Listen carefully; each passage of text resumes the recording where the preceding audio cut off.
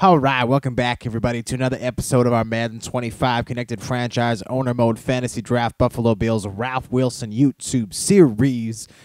Today, we are coming off a big victory over the Kansas City Chiefs, 20-14 at Arrowhead. And coming off that win, we got a lot to get done today in episode number 79. Hope you're all having a great Thursday. We're going to start off not by progressing our players. Instead, as we've talked about a little bit here and there, we want to start looking at re-upping players because, of course, with the fantasy draft, the way it works, generally speaking, first season, there's not a whole lot of guys to worry about in terms of who's hitting the market, whatever else. However, this season, there is some worry when it comes to who's coming, who's going, whose contract's expiring. And the biggest thing is that last episode, and this is interesting, nothing's coming up for us. What's going on? Here we go. This should be fine. So we a couple episodes ago, we checked out John Bostic's contract, saw that he was, and why is this, what the heck's going on, game? Our quarterbacks are not showing up. Our halfbacks are not showing up. We're just going to back out of this screen, try and load it again. Anyways, as I was saying, you know what? That's because we went to the re-sign page. I want to quickly check out the salaries page. My mistake there. Last guy we re-upped is John Bostic, who signed for just... his salary for this year, which I think originally was, here you have it, $1.25 million is staying the same. However, we locked him up long term for about an average value of about $1 million for the next 4 years after that. To me, that's a great deal. I think it locks up a guy who I think will one day be a great linebacker in this league, great middle linebacker. For a very reasonable price. Now we're on to our next guy, and the next guy I've kind of identified as somebody we need to get into more of a long-term deal is Doug Baldwin, our top receiver. Now, he's not top in yardage, but he's top on the depth chart. He does a nice job blocking, and to me, he's someone we need to get under contract. He recently signed a deal for 2 years, $3 million. Hopefully we can get him for about that same value. So we're going to go to the re-signing page and look to lock up Doug Baldwin for that reason. Now, Doug Baldwin, here he is. He is interested. He is 25 years old. And so obviously another guy who's got a lot of good years ahead of him. And here's what he wants. He wants 3 years, $800,000 worth of salary, $70,000 signing bonus. That, to me, is... and that's what we have offered. Now, he wants 11. This is interesting. So the proposed contract offer and his desired contract are two completely different things. He wants $11 million over 4 years, and the stock value for what we're here to offer him is 3/2.4. So really, even if we up it to 4, so right now the contract we'd be offering him would be worth about $3.2 million. That's significantly less than he's looking for. Now, one thing we could do is try and pay a little more than that. I don't know. Doug Baldwin wanting almost $3 million a year, to me that's too much money for what he does. Now, Doug Baldwin understandably has some great assets to his game. Again, a great run blocker. As we can see, great catching ability, catching in traffic. We worked on that a lot, got that up. His release is still really struggling. His blocking is good for a receiver, 65 and 60. I just don't know if he's worth $3 million. As you can see, he's lacking some of the traits that we would need. He doesn't fight for yards, does not catch in bounds. You know, he's got poor consistency, poor confidence. You know what? Now, one thing we could do is if we just straight up offered him, he wants $11 million. Let's say we were to offer him, we're talking 2.8 a season as a salary. This is about what he wants. We can go 2.75. So a salary of 2.75 would probably get him under contract. This is the exact deal he wants. And what I like about this proposition is that it would get him under contract and without any guaranteed money. Obviously, as we talked about in the past, the bonus money is the guaranteed money that goes along with the contract. So if we were to sign him to something like this with no bonus money, it would mean that we could trade him away at any time. A lot of people have been asking me to trade away Mario Manningham, for instance, because he's not producing. Obviously, the future for us are guys like Baldwin, Jackson, and Castro. With that said, we're not super deep at the wide receiver position. I would like to hold on to Baldwin. So let's go ahead. Let's lowball him here. This is a pretty lowball offer. He wants $11 million over 4 years. We're lowballing him by $3 million, and there's no guaranteed money in this offer. So we're going to submit it. I'm not expecting this to be accepted. But with that being said, we may as well make this offer, and then we can come back later and up it a little bit, continue the negotiations. So we'll go back to our actions page, and we will resume as normal on these practice videos. And at the end of the video, once we advance to next week, we'll be able to see exactly how Doug Baldwin's coming back to us, or how his agent is, rather, with his thoughts on the deal. In the meantime, though, let's go ahead back to our receivers here. Mario Manningham, we'll start off with him. Mario Manningham, for me, a lot of it is just about run blocking. Manningham is not a guy who's going to light it up. He makes a catch about every 2 games right now is what he's averaging, which isn't a whole lot, obviously. So for us, for our purposes, the rest of the season, him being 29, past his prime by a little bit. I'm not saying he's not worth anything. Another team might want him, but he's probably not in our long-term plans. That's the point. So we can just upgrade his blocking ability, which will be a big help for us for the rest of the season. And then after that, we don't have to worry about it. Meanwhile, Jacoby Ford comes up here. We've worked hard to get his catching way up there, which is good. We're going to get his catch in traffic up to 82. For me, his route running has always been poor, but that's even gotten a lot better. It's up to 80 now. We can get that up to about 82. For him, carrying ability has always been a concern of mine, especially with his role as a returner. So I'd like to get that up. We got it up to a 66. That's not bad. And then his awareness, let's get that up a couple points as well.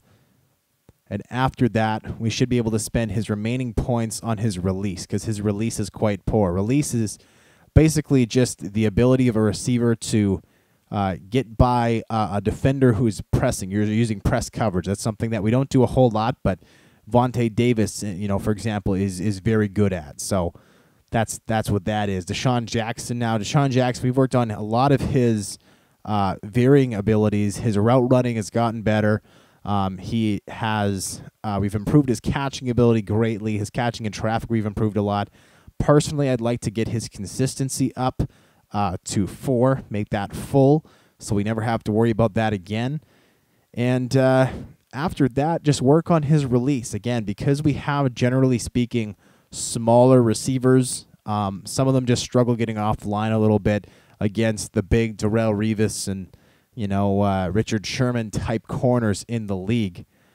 Gino Castro up next. Obviously, we all know what we've been working on all year with Gino Castro, that being his catching ability. It's up to 82, which is quite a bit better. Now, Gino Castro, his development rating is slow, so I believe that is what we are waiting on for him. So we're not going to spend any points for Gino Castro today.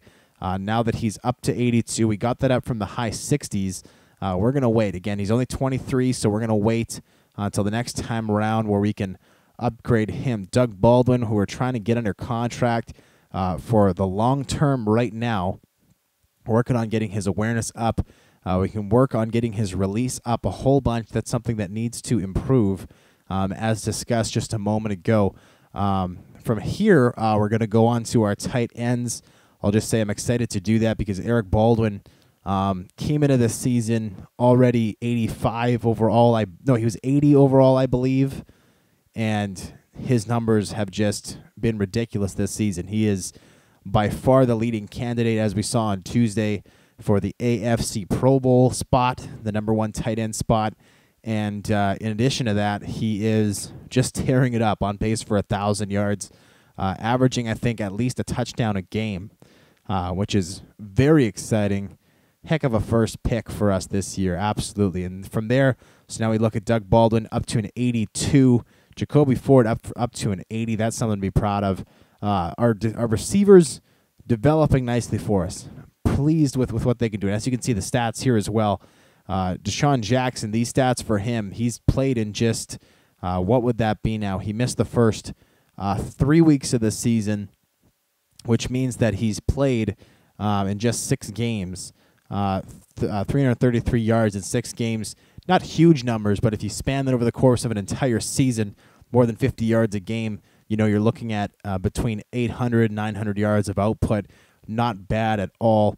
Jacoby Ford hasn't been involved in the offense a whole lot. Manningham's got 6 catches in 9 games. Not great numbers. Baldwin 20 for 258, but again, his blocking ability is really his biggest asset. And Gino Castro has been great whenever he got in the game. Eric Baldwin, you can see here, 595, and you can see just how many points he has here. We're working on that to save up for his development rating, and that is exactly where we can go right here. So we're going to spend the 23,000 points on his development, get it up from normal to quick, and from there, I think we can just worry about his individual traits. We get his consistency up from 1 to 2, and after that, it'd be nice to get his run blocking up, but before that, I'd like to get his passing up just a little bit. We get it up to an 85. We'll get his catch in traffic up to an 82. Catching in traffic, obviously very important for a tight end, and from there, his route running is a bit of a concern, but that's okay.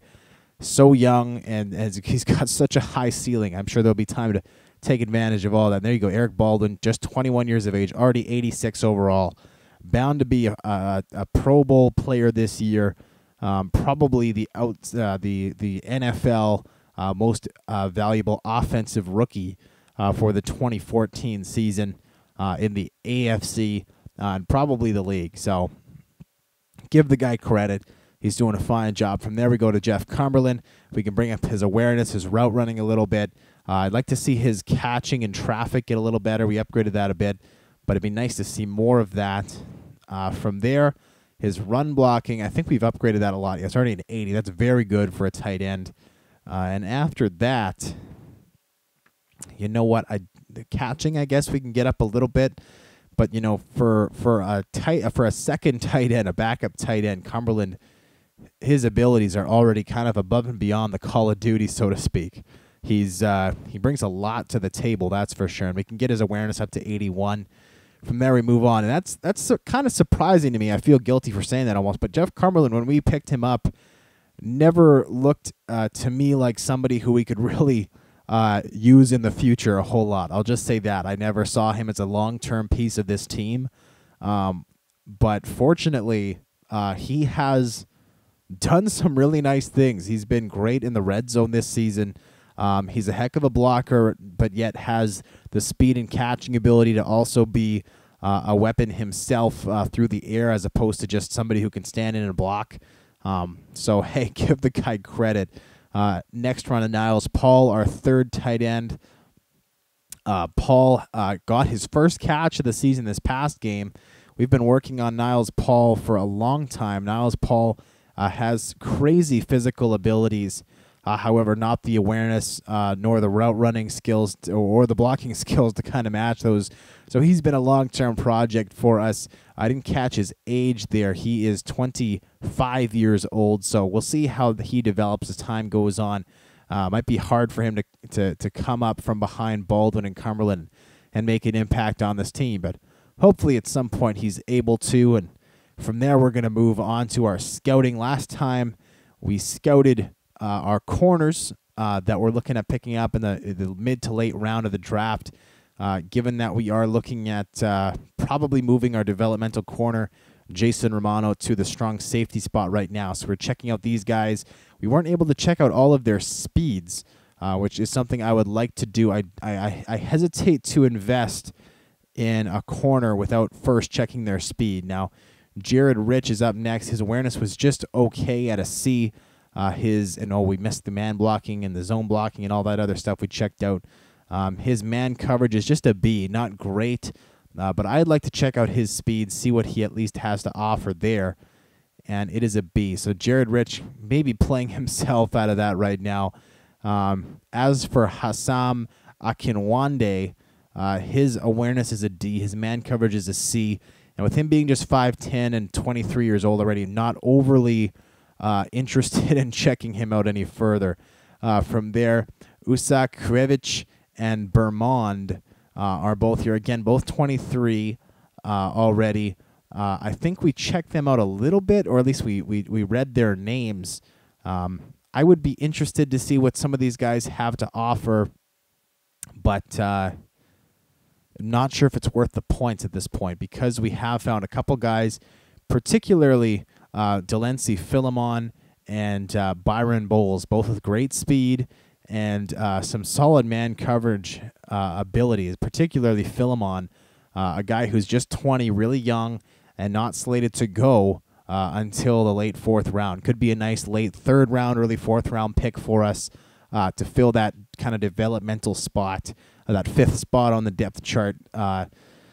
So we'll see. From there, though, with our safety positions basically being taken care of, our defensive tackle spot more or less being taken care of, our left tackle, center spots being taken care of. Our left tackle, we've checked out quite a few guys. We've scouted these gentlemen all mid-2nd round to early 3rd round. I would like to check out kind of the lower end of the draft, so to speak. There aren't a lot of left tackles set to go. But I would like to just see what we have for later on in the draft, just to see if we can find a diamond in the rough. I'm not opposed to picking somebody and saying, you know what, this is a guy who probably won't play for, 3 to 5 years, because those are some of the best players in the NFL, guys who develop over a long period of time. So the guys who we've scouted go to Kibler. And so I'd like to just take a look, come back here, and let's start off with Lombard, who I believe has the same picture as Macon Benedict. That could be interesting for us if we have two guys on the same team with the same picture. His strength is a B, which I'm not crazy about. Run blocking is a B. Pass blocking is a C. Awareness is a C. Not overly interested in Lombard. To me, the pass blocking ability is not really negotiable. The only way it would be is if the strength was phenomenal, the run blocking was phenomenal, the awareness was phenomenal, and as we're seeing here with Cale Monroe, really not what we're looking for. The D with the pass blocking, a C with the strength. We're going to pass on him. Tannen Denmark, meanwhile, he's a huge kid, 6'4", 342, really big, even for a left tackle. His strength is a B, pass blocking is a C, run blocking is a C, awareness is a C, impact blocking a C. Not overly interested in him. And Aaron Garrett is the last guy up. Kind of undersized again, 6'3", 291. His strength is a B. Pass blocking a C. Run blocking a C. Impact a C. Awareness a C. Not a lot to... and then Nehemiah Fair will be our last guy up. We're only going to get to check out his strength, and it's a C. So we're not overly interested in seeing what else is there. So what we've learned from that, as much as it might seem like a waste to scout out players and then not necessarily be impressed with any of them. What we've learned is that if we want to draft an offense or a left tackle, we should really do it or try to do it before the draft gets too late. We have a really solid Alante Gibbons with Bs basically across the board.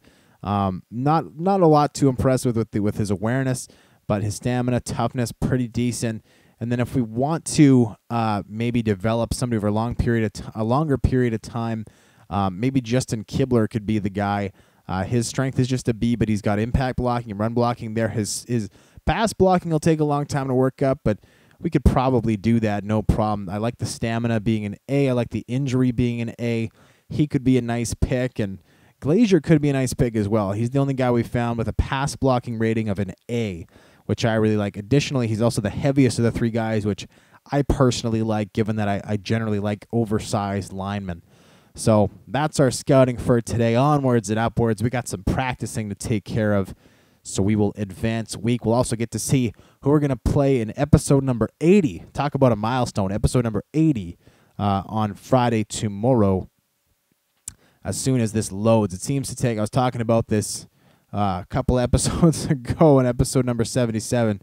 The fact that every time we advance week, the wait time seems to take longer and longer and longer to load. But that's okay. I know how to fill it with talking, and it's all good.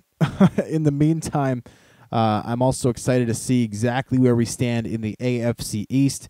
The Jets have been not necessarily nipping at our heels, but they have been keeping pace with us. And we're going to host the Oakland Raiders, the 4-5 Oakland Raiders.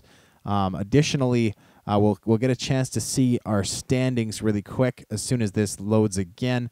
And we are 8-1. The Jets are 6-3. So the Jets keeping pace. They're 2 games behind us now. Something to keep in mind, particularly for when we play our second game against them. We have a nice 4-game lead over the Dolphins, a 5-game lead over the Patriots. But if we were to drop one of the Jets right now, they would be within 1 game striking distance, which is important to take care of. And also, Doug Baldwin's agent has got back to us. He said that he wants us to keep negotiating. We are going to hold off on that until Serial Monday. That would be episode number 81. That's our next practice and upkeep video. So that'll be another little teaser to come back for that episode. We'll see what the agent has in mind, whether he's willing to budge from his 4-year, $11 million desired contract, kind of meet us halfway with the one we've offered. We haven't offered any guaranteed money, which is probably a part of the problem, but also part of the reason why I like the deal, because in case we have an opportunity to select a hotshot wide receiver in the draft, or we need some trade bait, it would make Doug Baldwin's contract easily movable in the event that we want to get rid of him. Not that that's necessarily the plan, particularly with us bound, I think, to move Mario Manningham or simply not renew his contract. Baldwin will be a more and more important part of this offense. I see Baldwin and Jackson and Castro as very long-term players here. Ford as a speed wide receiver, don't know where he'll stand a couple of years from now. He's only 27, but again, a guy who relies that much on his speed. They never have careers kind of as long as the rest of us, so we'll see how that goes with Baldwin. Join us on Serial Monday again for that contract negotiation. And here the running back darts back for the flippity flops, and he's going to break this one. Dominic Rodgers-Cromartie gets on his horse, and he gets hit twice, still doesn't go down finally. Look to be Shamarko Thomas making that play, not before the flippity-flop running back goes for more than 60 yards. We're going to have to call a freaking timeout. My goodness. What an awful start to this one. Wow. We try to go goal line, and that's something that I did on that last play. If you go back and watch it, that you should never do. I pinched up with Jamarcus Sanford, and that left a vacuum where the running back could get out and make that 65-yard carry. Now, I was hoping that at the line of scrimmage, at the point of attack, somebody was going to hit the running back, but there's no guarantee that was going to happen, and sure enough, we got burned. Safety's got to play back a little bit more. I feel like you can play with safeties a lot laterally, but if you bring them up too far vertically, you can get burned. Not so much when you're in the red zone because there's not that much field behind you, but certainly on a play like that. And here we go. So the flippity-flop's coming out with 4 wide receivers, despite the fact that it's 3rd and 3 on our 7-yard line. So definitely showing that they're looking to pass. We're going to go ahead, control Bostic, who's in man coverage on the tight end. He's going to stay in the block. No, he releases, but doesn't matter. Drake Kirkpatrick gets beaten to the inside, and that is a touchdown for flippity-flop number 82. An easy score for him, just poor positioning for Drake Kirkpatrick, who had a bad game yesterday against the Chiefs and is not having a better game today, or practice scenario, I suppose I should say, against the flippity-flops. And so this ball will come down to Gino Castro by the looks of it, his own 5-yard line. We'll see how this return can come up. Castro's been excellent when he's got outside, and he does, but there's a flag. Ah, who was that now? That was Ryan Williams, and that was the most obvious clip I think I've ever seen in my entire natural-born life. As you can see on this replay, this is going to be our thumbnail, by the way. We have Gino Castro running here, and as you can see, number 45 up at about the 2 o'clock position just gets cranked from behind by Ryan Williams, who then puts up his hands to try and show that he's innocent, and that will be our thumbnail, folks. Why? Because why the hell not? Oh, I didn't close. You know what? It's fine. I didn't close the options, so we might need a new thumbnail. That's all right. I want to go on offense. Let's get focused here. We got 3 minutes, 33 seconds to tie up this practice scenario. Here, Williams will be the lead blocker for Basman Hooker off the right side. And Basman Hooker uses his blockers well, gets up for the first down to the 25-yard line. Just over 10 yards on that gain. Nice job for him. Making waves in the backfield. Here we're going to go read option. And this is something that I have not done really any of in this file so far. The reason for that being, and you can see Aaron Rodgers is going to take off here. The defensive end crashed way inside, which meant that Aaron Rodgers was free to go for the run. And that's not to say I don't love the read option. I really, really like the read option. I use it a ton when I play online. However, in real game situations, I feel as though, especially with our franchise quarterback being who he is, that sending off Aaron Rodgers to run down the field with his carrying ability not being very good, you know, the likelihood of him getting injured skyrocketing as he takes off, I feel a lot safer keeping him in the pocket throwing the ball. Now, with that being said, in practice, of course, we don't have to worry about that. And, Aaron Rodgers gets caught in the backfield here. Nice job by the defense. The defensive end crashes down for the read option. It looked like the extra corner, though, stayed in and defended the run. Of course, there being no injuries in practice, we can open up the playbook a little bit, but did not work there.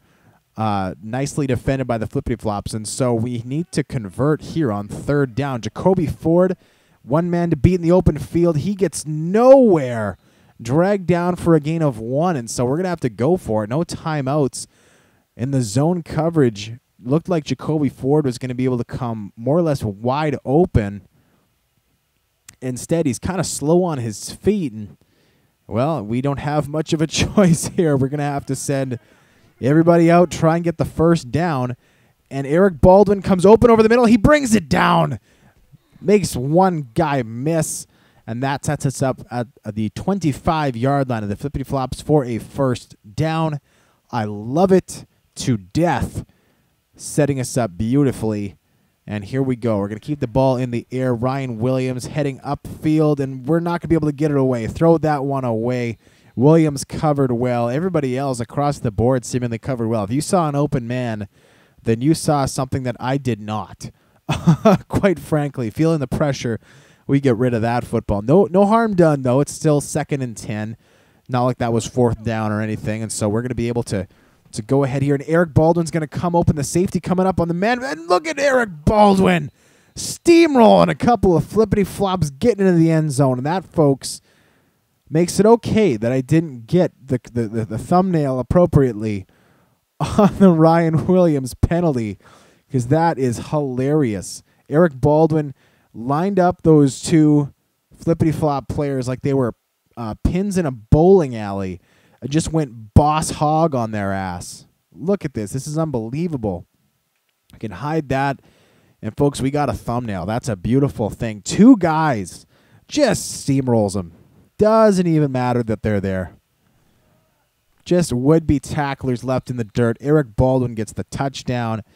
And that, folks, ties it up at 14. Now, our concern here is, of course, that the Flippity Flops can come back, score a field goal or a touchdown, and win this practice scenario. And the reality is, yes, that could happen. We're just going to have to do our absolute best to prevent that from happening. The Flippity Flops do have all their timeouts, which will make that harder for us.